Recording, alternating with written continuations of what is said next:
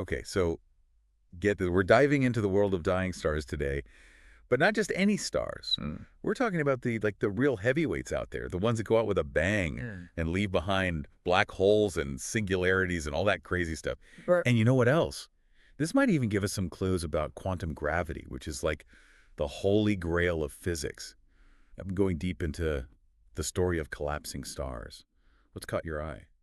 It's funny because it's not just about stars dying, it's about what happens when gravity goes totally off the charts. We're talking about parts of the universe where gravity is so strong it actually like warps space and time itself. So we're not talking about the gravity we learned about in school, right? The whole what goes up must come down kind of thing. No, not at all. This Yeah. is Einstein level stuff. Yeah. His theory of general relativity, it like completely changed how we think about gravity. It's not just a force, it's like the shape of the universe itself. Okay, now you're going to have to break that down for me. What does that even mean? The shape of the universe. Okay, so picture this. Imagine a bowling ball on a trampoline. Right. That bowling ball, that's your massive star. It makes a dip in the trampoline, a curve. Now, anything that rolls by that bowling ball, even if it's going straight, it'll curve because of that dip. That's kind of like gravity. Okay, I think I'm starting to get it. Yeah. So it's not that gravity is pulling things down. It's more like things are just following the curves and dips in space that are created by massive objects, like a cosmic roller coaster. Exactly. And all those curves and dips, that warping of space-time, that's what determines the life and death of stars. Which leads us to the big question. What happens when those massive stars, they use up all their fuel? It's kind of like a cosmic drama. Ugh. Stars are born from dust and gas pulled together by, you guessed it, gravity. As they collapse in on themselves, they get super hot, and eventually they get so hot that nuclear fusion ignites in their core. It's like a giant cosmic power plant. And that's what makes them shine, right? All that energy. You got it. Uh-huh. But even the biggest stars in the universe, they eventually run out of fuel. And when that happens, gravity steps back in. The smaller stars, like our sun, they become white dwarfs.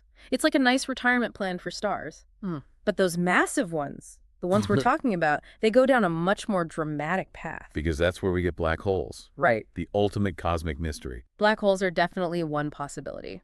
Imagine gravity becoming so strong that it creates a region in space where absolutely nothing, not even light, can escape.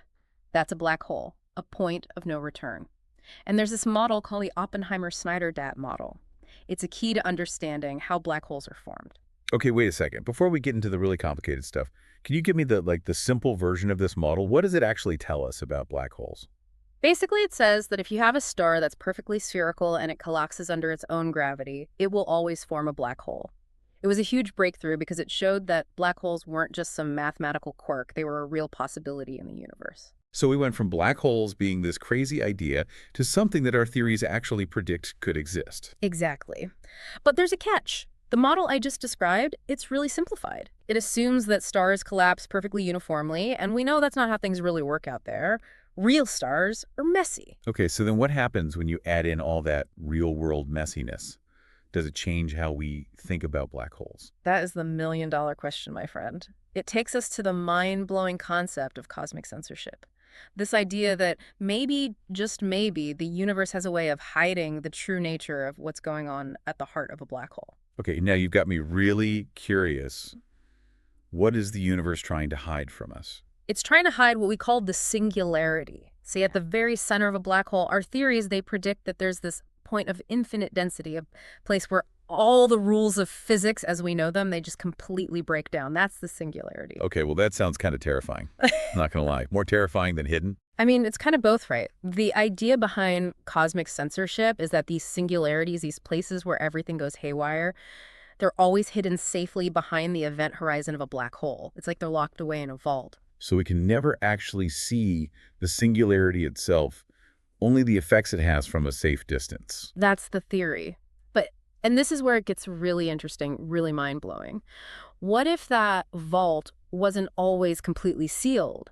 What if under the right conditions, the singularity could be exposed for everyone to see? Yeah. That's where the idea of a naked singularity comes in. A naked singularity. So instead of being hidden inside a black hole, it's just out there Yeah. in the open. Exactly. And you can imagine how that throws a wrench into a lot of our assumptions about how the universe works. Yeah. If naked singularities exist, it would be like having a window into the breakdown of physics itself. Okay, yeah, I can see how that would be a game changer. Yeah. So how do those messy real-world stars we were talking about, how do they fit into all of this? Could they actually lead to a naked singularity? That's what some physicists believe. Remember those uneven densities we talked about? The lumps and bumps that real stars have? When you start adding that into the equations, things get really complex really quickly. And some research suggests that if a star is uneven enough when it collapses the event horizon, that point of no return, it might not form in time to cover up the singularity. So it's like the singularity is exposed for a brief moment before the black hole can fully form around it. That's the idea. And while it's still a topic of debate, the possibility of naked singularities, it just adds a whole new layer of complexity to our understanding of the universe. Because if they exist, they could give us a glimpse into the extreme physics that happen at the very heart of a collapsing star. But if singularities represent a point where our current laws of physics break down, how could we even begin to study them? Wouldn't everything we thought we knew go out the window? That's the challenge and the opportunity all rolled into one.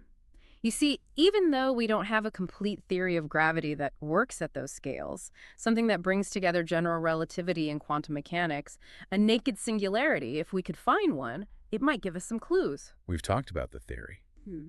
But on a practical level, how would we even go about looking for something that might not even exist? Yeah. What would we be looking for out there in space? Well, even though a naked singularity is naked, meaning it doesn't have that event horizon to hide behind it, would still interact with everything around it. Hmm. And those interactions, they could create some pretty spectacular and detectable effects. Okay, so what kind of effects are we talking about? Give me the highlights. One thing is that the way matter falls into a naked singularity would probably look very different from how it falls into a black hole.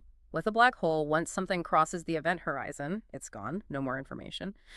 But with a naked singularity, matter could get really, really close to this point of extreme gravity and interact with it in ways we're just starting to understand, potentially releasing tons of energy in the process. So we would be looking for these incredibly energetic events, but events that don't quite match what we expect to see with the black hole. You got it.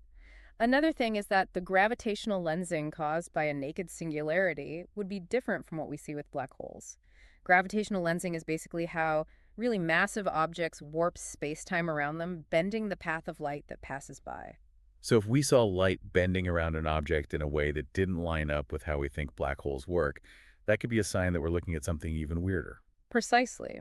And since gravity and light are how we observe the universe, those kinds of distortions would be a major red flag. So we're talking about looking for objects that bend light in ways we don't expect, that have these crazy energy bursts. It's like trying to find a needle in a haystack in the dark, in a haystack that's also constantly moving. Yeah, it's definitely not easy, but astronomers, we're kind of like cosmic detectives, right? We're always finding new ways to see further, to measure more precisely. Okay, so give me some hope here. Mhm. What are some of the most promising strategies we have for finding these naked singularities? Well, one thing we can do is focus on those accretion disks. We talked about those, right? By studying the light coming from them, how bright it is, how it changes over time, we can start to figure out what's going on at the center. And if that object at the center is a naked singularity, well, the way the disk behaves should give it away. So it's like we're analyzing the scene of a cosmic crime. Even if we can't see the culprit directly, the evidence they leave behind can still tell us a lot. That's a really good way to put it.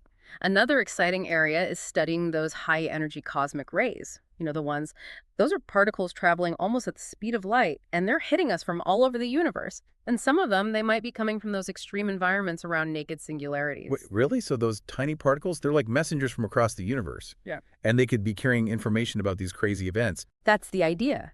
And if we can trace their path back to the source, well, we might just find ourselves looking at the signature of a naked singularity. Then, of course, there's gravitational wave astronomy, which is a whole other way of looking at the universe. Yeah, I remember when those first gravitational wave discoveries were announced. That was huge. Do you think we could detect gravitational waves from naked singularities? It's a possibility. The way a naked singularity would form, if they form at all, it would probably make some pretty unique gravitational waves, unlike anything we've ever seen. Wow. So we're searching for these things across the entire electromagnetic spectrum, from the tiniest particles to these huge ripples in space-time. And it's all to unravel this mystery of these cosmic rule breakers. That's kind of poetic when you think about it. It really is. And I think it just goes to show how deeply we crave understanding our place in all of this. Yeah. We started with this one question: what happens when massive stars die? And that one question, it's led us to black holes and singularities and the very edge of what we know about physics. We've gone deep down the rabbit hole today, from the weirdness of general relativity to these naked singularities lurking out there in the darkness. What's the one thing you hope our listeners take away from all of this? That even with everything we've learned, the universe is still full of surprises. We're always right on the edge of discovering something new, something that completely changes how we see everything. And that's what makes all of this so exciting. It's about looking into the darkness and asking these big questions and then following the evidence wherever it takes you. Who knows? Maybe it'll even lead us to a naked singularity, a glimpse into the breakdown of physics itself. And what could be cooler than that?